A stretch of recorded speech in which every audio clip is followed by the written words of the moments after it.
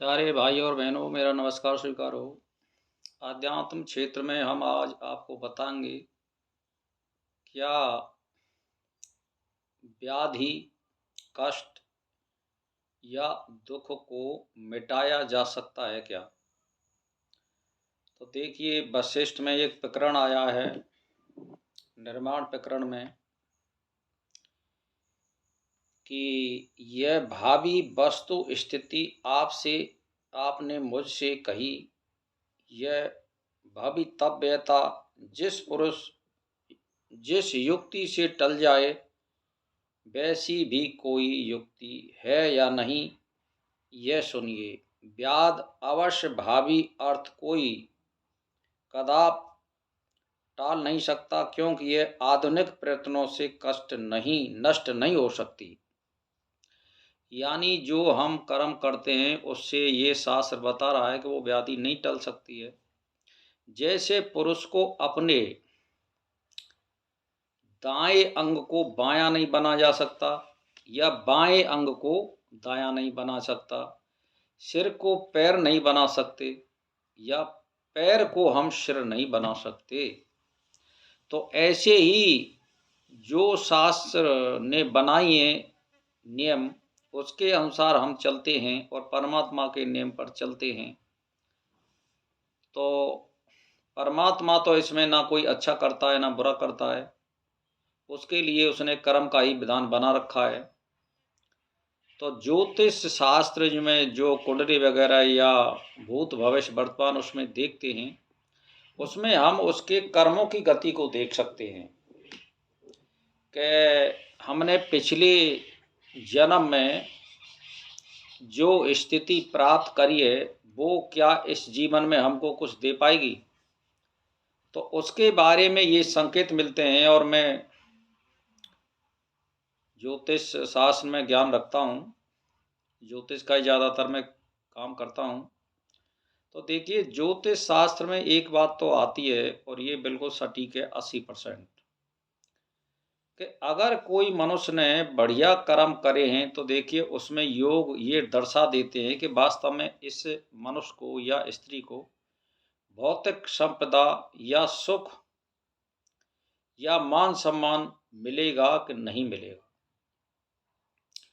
तो उसके आधार पर, कर्म के आधार पर ही उस मनुष्य या स्त्री को बुद्धि और बल और संगत और सुख और सुविधाएं उसको मिलती हैं।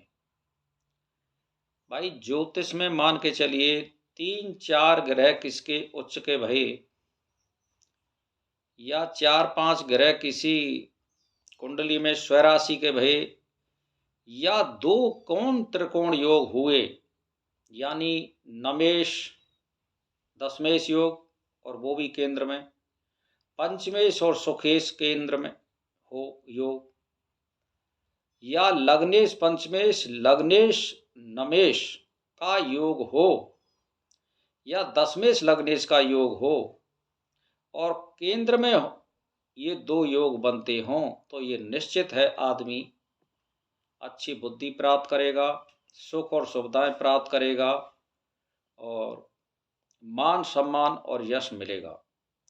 तो कुंडली से ये देखा जा सकता है कि हमने पीछे क्या कर्म किए हैं। अगर मान के चलो किसी की कुंडली में कुछ अशुभ ग्रह हैं, तो देखो बिल्कुल तो मिटाया नहीं जा सकता। अगर वो सारी चीजों को त्याग देता है, यानी एक तरह से वो परमात्मा के संपूर्ण समर्पण कर देता है और परमात्मा को ही एक आधार मान के चलता है, और अपनी कोई सुख सुविधा की चिंता नहीं करता है, दिनों रात परमात्मा के चिंतन में व्यतीत करता है, तो भाई वो तो मनुष्य अपने भाग को पलट सकता है।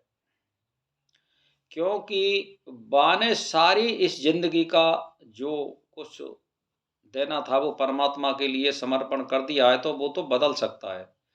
लेकिन अब फिर भी आप मान के चलिए कुंडली के आधार पर वो सुख और सुविधाएं तो नहीं ले रहा है और ना उसको मिल रही हैं, लेकिन उसको जिंदगी बिना फिक्र के और बिना कोई बाधा के व्यतीत कर सकता है वो।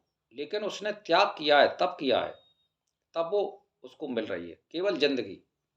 ये नहीं है कि उसको सुख और सुविधा मिल रही है, लेकिन वो कष्ट भी तो भोग रहा है।